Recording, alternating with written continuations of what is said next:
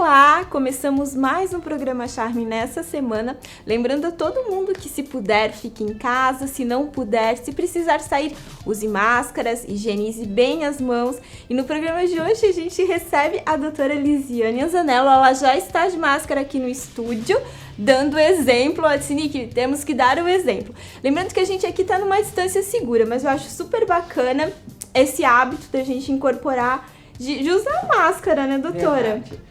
É bom estar aqui com você de novo, gosto muito da TV Galega, né, de estar aqui com vocês conversando, ainda mais um tema tão legal, que a gente fazer, né, a população ter conhecimento dos cuidados, não só da pandemia, que a gente propriamente está vivendo tudo isso, né, mas também dos diagnósticos, né. Então, a gente está vivendo num momento histórico, uma época de pandemia, as pessoas estão assustadas, estão com medo, mas as pessoas continuam adoecendo de outras doenças, né? A doutora é oncologista, sabe que os tratamentos não podem parar e as pessoas estão se sentindo inseguras de ir ao médico, de ir ao hospital e fazer esses diagnósticos e dar sequência aos tratamentos, né, doutora?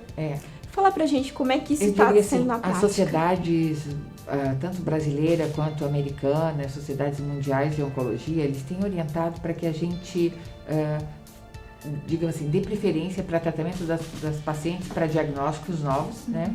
E os pacientes que já estão em tratamento. Aqueles pacientes que estão fazendo segmento, exames e já estão curados de câncer, a gente está fazendo só segmento desses pacientes, que eles, então, a gente consiga atrasar um pouquinho. Mas a preocupação, e no Estadão saiu um artigo mostrando, é que a preocupação maior que tem tido hoje é que tem pessoas que estão atrasando o seu diagnóstico exatamente por isso que você falou, Nick.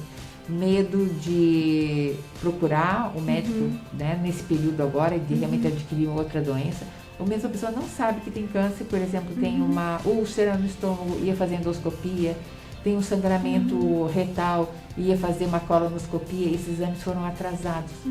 E muitas vezes esses exames são, digamos assim, sintomas de doenças mais gravosas, como câncer, né?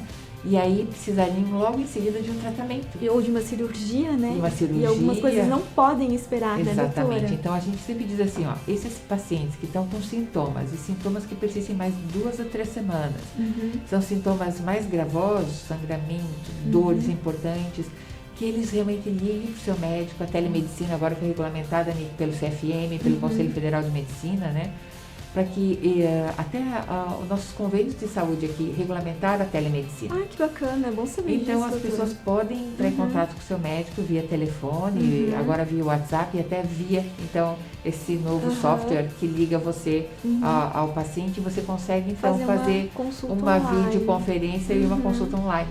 E aí você pode realmente marcar, porque aqueles tratamentos cirúrgicos, exames que são realmente urgentes. E mesmo de doenças que o tempo é importante para o diagnóstico, está sendo feito, estão sendo marcadas, porque a vida do paciente não pode realmente correr o risco, até porque a gente está tomando todos esses cuidados, né? De você higienizar, sanitizar os ambientes, higienizar mais as mãos, usar máscaras, né? São todos os cuidados que são feitos nos hospitais para que o paciente possa fazer seu tratamento, que ele precisa fazer, e ao mesmo tempo você se assegure de todas as condições para que ele tenha essa qualidade de atendimento e diminua esse risco.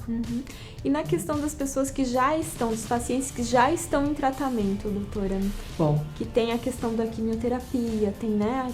Sim. São várias. Pacientes que estão em quimioterapia, eles são considerados do grupo de risco, né? Então a gente fez o seguinte nas clínicas e as orientações que a gente está seguindo. Todo ambiente sanitizado, as pessoas todas com máscara, todo mundo que entra no ambiente vai usar a máscara, os cuidados todos de higienização de mãos e tal. Mas a gente separou os horários, então os pacientes estão indo em horários sozinhos e orientando para que não vão com acompanhantes. Então, se necessário, a gente vai ligar para o acompanhante, dando orientações dietéticas, orientações de cuidados, mas que o paciente vá para consulta sozinho, então a pessoa não entra junto com ele, então diminui o risco e o volume das pessoas lá. Nas salas vai ter a distância segura de tratamento, com todos os cuidados, né? E os pacientes estão continuando seus tratamentos com as orientações, os isolamentos necessários que vão fazer, né?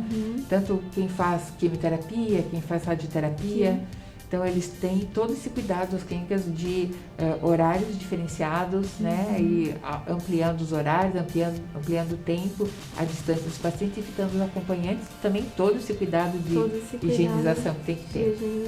Bem importante. Falando um pouquinho da questão feminina, né? Falando do câncer de mama, né? É um câncer muito rápido, né, doutora? Sim. Que, como você falou, é questão de meses, de um mês, talvez já faça a diferença num tratamento para a mulher, né? Falando dos exames preventivos, já porque também os exames estão deixando de ser feitos, né? E isso então, muito perigoso, né? Pessoas que têm nódulos ou descarga papilar, sair alguma secreção do mamilo, ou quando fazem um autoexame tem uma dor, qualquer tipo de sintoma da mama, normalmente eles acabam procurando o mastologista ou então o ginecologista e ele pede um exame. E se esse exame está na fila, digamos, foi atrasado, porque, digamos assim, em tese não é um exame emergencial, né? Então, essa paciente, digamos assim, estaria retardando, às vezes, um diagnóstico de uma doença mais séria, né? E, às vezes, como você falou, essa celulazinha que está lá, né, que não foi diagnosticada ainda, ela pode ter uma taxa de crescimento um pouquinho mais rápida. E aí, nesses 2, 3 meses, talvez faça diferença para o paciente, porque pode invadir algum vaso e aí ela se distribuir para algum lugar do corpo da pessoa, dando o que a gente chama de metástase. Então, quando você pegaria uma doença muito numa fase inicial, se você deixar atrasar esse tempo, você vai pegar uma doença numa fase muito mais tardia. E aí o tratamento, às vezes, muito mais agressivo.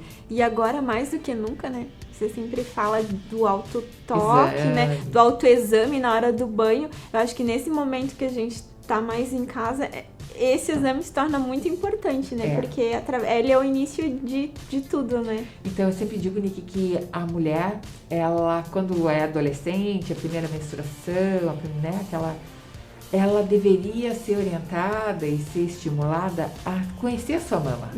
Porque a mama, ela, durante o período da vida dela, ela tem esses altos e baixos hormonais. A gente tem uma alteração hormonal normal da mulher. Uma mulher tem a TPM, que é aquela coisa da mulher ficar, né, raivosa e tudo mais. A mama também altera com os hormônios, essa oscilação hormonal.